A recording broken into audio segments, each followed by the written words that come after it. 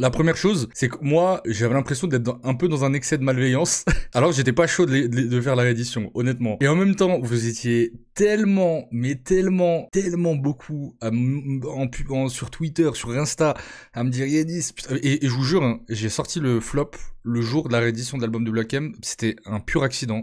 J'étais pas au courant. D'ailleurs, pour ceux qui ont suivi les aventures sur Twitter, j'avais des problèmes de dollars jaunes comme d'hab. Et du coup, c'est vraiment par pur hasard. Et en fait, franchement, vous m'avez tellement régalé dans les commentaires de la vidéo et les retours de malades que vous m'avez fait. Et je me suis dit, allez, il faut parfois savoir donner au public ce qu'il mérite. Et franchement, vous méritez de malade. Donc, on va s'écouter ça. Voilà la première raison pour laquelle je le fais. Je tiens à le préciser. Je tiens à le préciser aussi dans la rediff qui sera sur la chaîne secondaire parce que voilà l'idée, et c'est mon deuxième point, c'est qu'il ne s'agit pas là de descendre gratuitement un album. Moi, je le dis, si l'album est bien, je suis content. Hein. Genre, je suis pas ici pour... y a pas un truc vraiment de malveillance profonde. Mais en même temps, franchement, moi ça me fait marrer. Mais parce que je suis un amateur de nanar en fait. Je suis trop un amateur de nanar. Moi, dans le flop 10, à un moment donné, je fais référence à The Room de Tommy Wiseau. Moi, c'est un film que j'ai regardé plein de fois. Genre, c'est le pire film ever. Et je sais pas, j'ai une espèce de, mais je pense qu'on est beaucoup, hein, si on est là. Mais j'ai une espèce de satisfaction un peu malsaine, et une curiosité un peu morbide sur ce qui est mauvais. Ça peut m'arriver de tomber sur une chaîne YouTube qui a 100 abonnés où le mec fait des trucs, fait quelque chose de mauvais quoi, et je peux passer des heures dessus. Mais c'est pas que je me moque, c'est que je suis premier degré fasciné par le mauvais athlétique. On est en live. Je vous jure que l'album, j'ai pas écouté une seule seconde pour me le garder en live. Bah, peut-être que l'album est bien, et désolé, vous aurez pas de sang. Peut-être que l'album est juste mid, et on dira il est mid, on dira pas il est nul. Et peut-être que c'est une bouse magistrale. Et c'est parti pour la légende Black 2. Alors, est-ce que c'est vraiment une réédition? Parce que là, oui, je pense. Mais j'ai pas l'impression, en vrai. Ok, donc 8 titres, quelques feats, Bendo Z, et un petit Pussy à la fin, oui, ok. On va drive by l'ambulance. Ok, on y va. Paris Centre Challenge, donc Black M et White N et Sikem. Alors je crois, hein, de mémoire, il me semble que c'est les gagnants du concours qu'il avait fait. Et White N, c'est le jeune rappeur qui était passé au début de la saison 2 de Nouvelle École. Ils sont obligés de pull up mon car c'est un son qui rend fou les croquettes. J'ai des bullies optionnels sur un couplet, je peux rendre fou plus d'un paquet. Ils savent que douche comme flamme, personne n'a peur des hommes et de la police. Black MC Cam sur un redeem, obligé que ça pète comme un fusil. Je suis dans Paris, Centre, je suis les gants, LA, wow, je mets les gants. J'arrive comme toi Denganou dans le beat. J'entends White N fait le force vient d'Afrique donc la force a du style. Ah, je suis désolé, en fait j'ai rigolé parce que je vous jure, premier degré, je m'efforce de ne pas être de mauvaise foi. Genre vraiment, quand il y a des bons sons, je tiens à le dire. Par contre, c'est de la merde. Ça pue la merde. Oh, je suis désolé, mais... Alors, pauvre White N. Pauvre White N. Alors, White N et Black M. Déjà, parfois le hasard fait bien les choses, j'ai envie de dire. Mais pauvre White N, franchement, c'est pas un mauvais rappeur. Je me souviens qu'il m'avait même envoyé un son sur Groover. Son passage est pas mauvais. Il est pas servi par la prod. Sikem, je connais pas, mais bon, c'est un flow un peu de rap ragamuffin à les années 90. Je suis pas très fan, mais... Black M, son couplet au début commence très mal et à la fin il part sur ce qu'il savait faire à l'époque. Mais par contre le refrain, le problème du refrain, c'est que vraiment on dirait que c'est la première prise et qu'ils l'ont gardé quoi. Il a pas essayé de faire une meilleure prise. Il a vraiment. C'est le sang, elle est gant, elle est wow. Let's go. Il y a aucune énergie. Petit conseil hein, quand même pour les artistes si vous êtes là. Si un grand rappeur qui ne marche plus et qui ne fonctionne plus vous invite à faire un feat, c'est un piège. Hein, évidemment. Alors je comprends la tentation d'aller fitter avec la légende Black, mais c'est un traquenard. Elle est wow. Alors qu'est-ce qui s'est passé? Il nous a remis Bye Bye. C'est un remix ou c'est le même son? Alors ouais, les streams par contre. Oh là là. Oh les streams. Alors celui-là était sorti avant, c'est le seul morceau qui a dû sortir avant la sortie de la réédition. Et puis en plus bon les gens en avaient un peu parlé, il avait bénéficié quand même d'un peu de visibilité le morceau. Par contre le reste de l'album, 2000 écoutes. Mais To Speak il fait plus que ça alors qu'il vient de commencer. Ah ouais c'est... Oh non là. Oh non c'est trop. Le flop est majestueux là. Ah là on est sur une...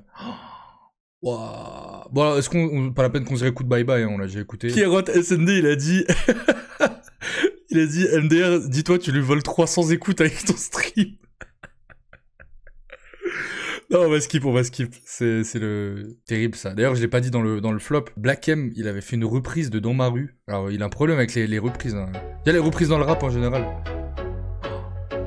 Dites-vous, carrément, le son est plus trouvable, hein. Voilà, c'est quelqu'un qui l'a re-upload. Ceux qui se souviennent. Dans ma rue, un des meilleurs sons de première consultation de Doc Gynéco, pour moi top 3 de l'album, il l'a massacré. Ma rue est bourrée de vices, à chacun ses délices, à chacun sa 8-6. Dans ma rue, les lascars se serrent la main, ce n'est pas comme dans le showbiz où les mecs se font la bise. Dans ma rue. Il a fait une prod... La prod, elle a pas de sel, quoi, elle a pas un grain de sel, quoi, c'est vraiment... terrible, c'est terrible. Bon voilà, c'était pour vous rappeler que ce son existe. Bye Bye, on passe. Black Hadith, let's go. Je dis vraiment ça pas méchamment, mais c'est quand même quelqu'un de très mauvais goût, Black M, quoi. Quand on y pense. Parce que quand on jette un œil sur vraiment toute la carrière, même dans Section d'Assaut, c'était pas de très bon goût. Avec le recul, bon, quand je vais sur Section d'Assaut, j'y retourne quasi plus, ou alors c'est de la nostalgie, ou alors c'est sur le Maître Gims de l'époque 3ème prototype. Tout est de très mauvais goût, en vérité, chez Black M, je trouve. Vestimentairement parlant, je suis d'accord, Namex. En fait, là où Black M, je le trouvais cool quand même si c'était pas mon préf, c'était l'époque des freestyles de rue, Demolition, en bas des blocs et tout. Il avait des bonnes phases, et il avait le Slim Black Shady, freestyle Black Shady sur la prod de Dr. Dre et Eminem. Mais sinon, côté, j'ai pas de couplet de Black M, même au prime de la section qui m'avait marqué. Peut-être sur l'écrasement de tête.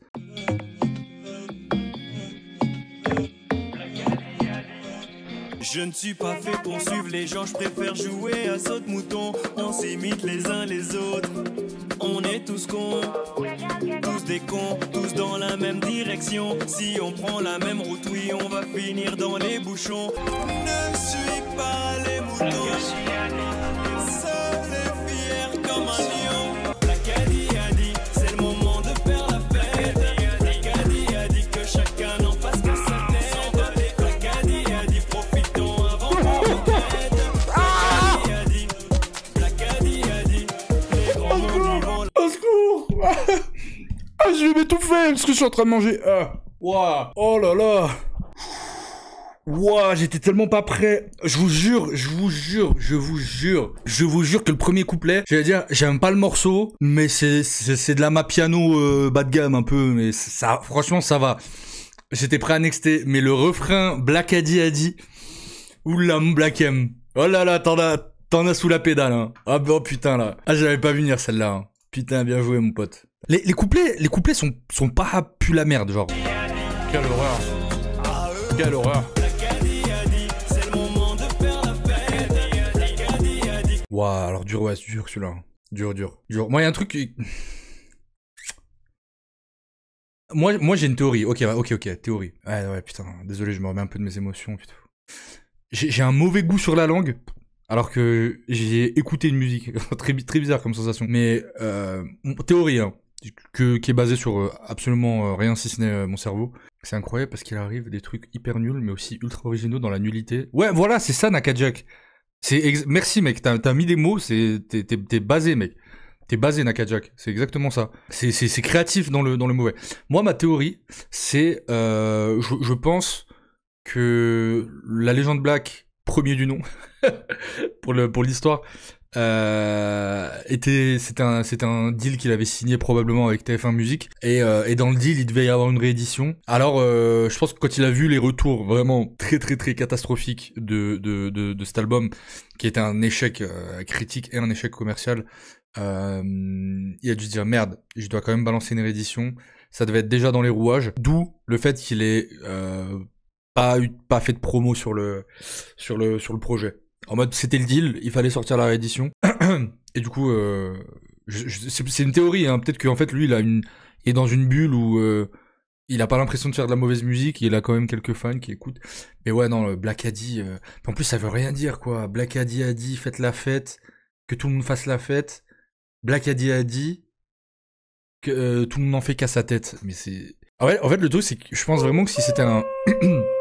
un rappeur débutant, et qu'il envoie cette maquette-là dans un label, on lui dit, mec, vraiment, on retravaille. Même en pop, hein. Même en pop. Je pense surtout qu'il est victime de TF1 Musique. Genre, il peut pas faire mieux dans un tel label. Ouais, il est pro. Il y a un truc, forcément. Yo, j'étais pas là, il y a du mieux. Là, on a écouté que 3 sons, sachant qu'il y en a un qu'on avait déjà écouté. Pour l'instant, c'est pas beaucoup mieux. Putain, il y a putain, Bendo Z. Il est mal entouré, je pense. Je sais pas, on pourrait théoriser comme ça sur Black M. Pourquoi bon, en tout cas, Black M, si tu regardes la rediffusion, t'es le bienvenu à la maison, premier degré. Voilà. Si tu veux défendre l'album, tu viens, on discute et mon live est ouvert à tout le monde. Peut-être qu'il y a des choses qu'on sait pas, peut-être que t'as été forcé, peut-être que toutes les théories sont possibles. Mais ouais, Bendo Z là, ouais, faut m'expliquer par contre. Qu'est-ce qu'il fait là? Bendo Z, franchement, quand il est arrivé, il était bouillant. Après, il a fait un feat avec Weshden, qui était pas mauvais, mais qui était quand même un choix étrange vu sa direction artistique. Et là, c'est vrai que moi, depuis un an, je trouve que plus personne parle trop de lui, et il finit au cachot à faire un feat avec Black M, c'est terrible. On a breaké un Fama sur Bendo Z. C'est pas possible. Bendo Rookie, c'est incroyable pour moi. Ouais, Bendo, inspiré de faits réels, putain, mais quel son. Il avait vraiment un beau jeu de jambes, je dirais. Mais il a pas trop réussi à transformer ça. Enfin bon, on va écouter. Peut-être c'est un bon son, hein. Franchement, peut-être que Bendo Z l'a amené dans son univers et qu'il a réussi à faire un truc bien. Y a beaucoup de refrains qui ne se serrent plus la main. Les murs ont des AirPods, mon ami, faut que tu chuchotes. Si je suis dans la sauce, appelle-moi le... Non, putain. Désolé de vous couper dans cette ambiance on fire. Il a dit, je vous jure, les murs ont des AirPods. Il a dit, les murs ont des AirPods. Et il a commencé son couplet par Yo-Yo Wesh Wesh. Sans mes retours, que je sois dans mon 9-5 ou que je sois à Mexico. Chimie, yeah.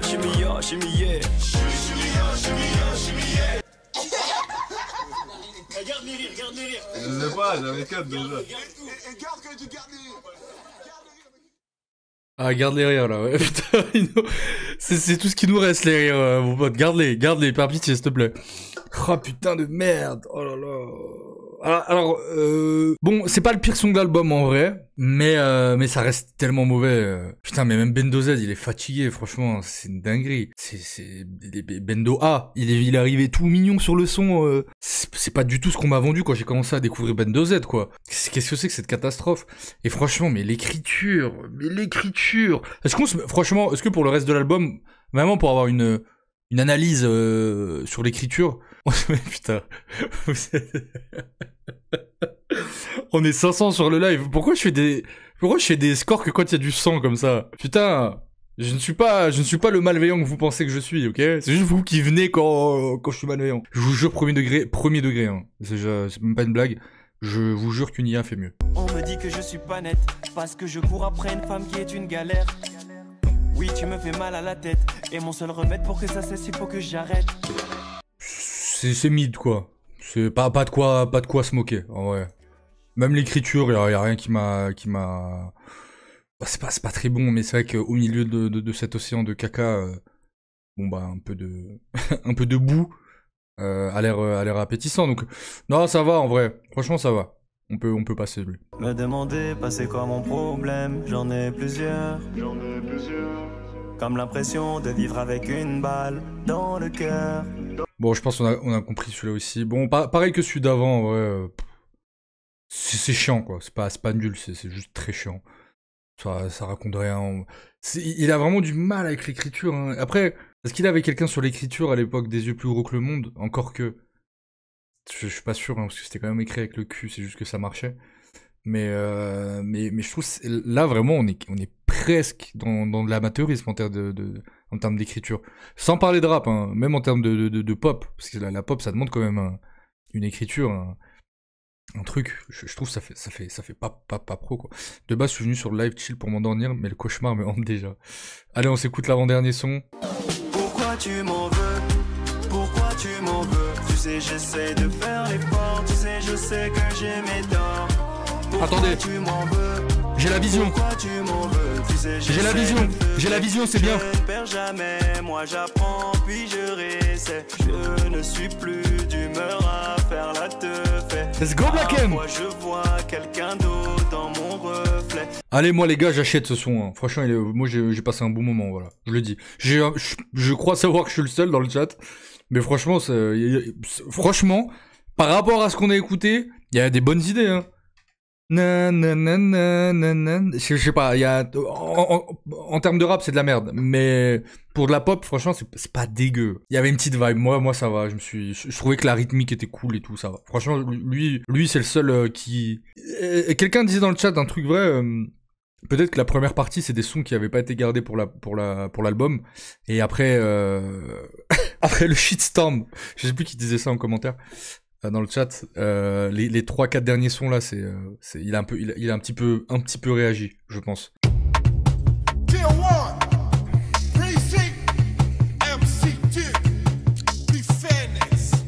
Ok, j'ai pas envie de l'écouter, on se met les flammes.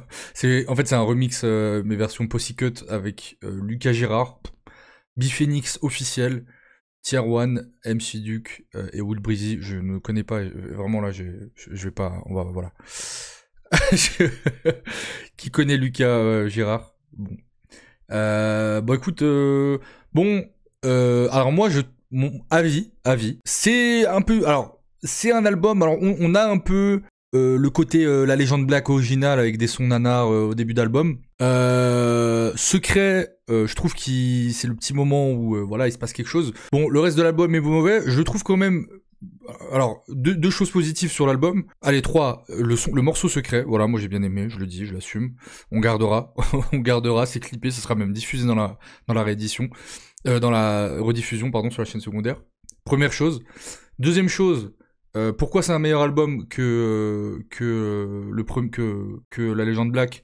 Déjà il est plus court, donc on passe moins de temps à saigner des oreilles, alors juste ça en fait une meilleure édition. Et la troisième chose c'est que on peut le classer dans les projets dont la réédition est meilleure que l'album original, voilà.